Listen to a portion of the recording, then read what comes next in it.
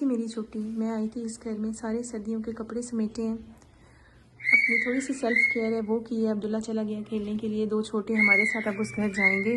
Javed fresh होने के लिए जा रहे हैं। फ्रूट चाट मैं बना के आई थी रोज़े के लिए, और अब जाके मैंने चिकन वाइट क्रीमी चीज़ी कढ़ाई बनानी है। 5 हो गए हैं, हम बहुत लेट हो चुके हैं। सिर की नमाज़ पढ़ूंगी, जावेद जाएंगे चिकन लेने। बच्चों को मैंने रेडी कर दी है। किचन साफ़ करके गया था, नादिल ने सारे कमरे साफ़ किए हैं और मैंने और जावेद ने कपड़े समेटे हैं।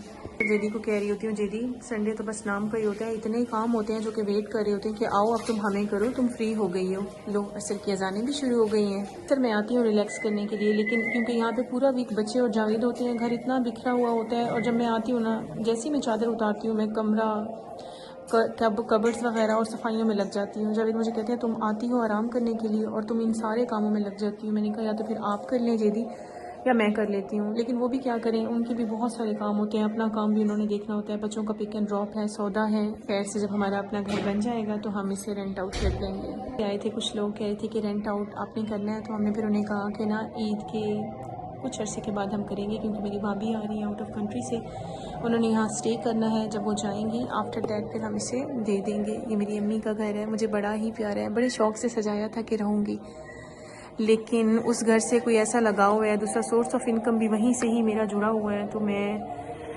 यहाँ रह नहीं पाती। तो सोने के लिए आना होता है। सामान मैंने पैक कर लिया, अब चलते हैं, बस पहले मैं नमाज़ पढ़ लूँ।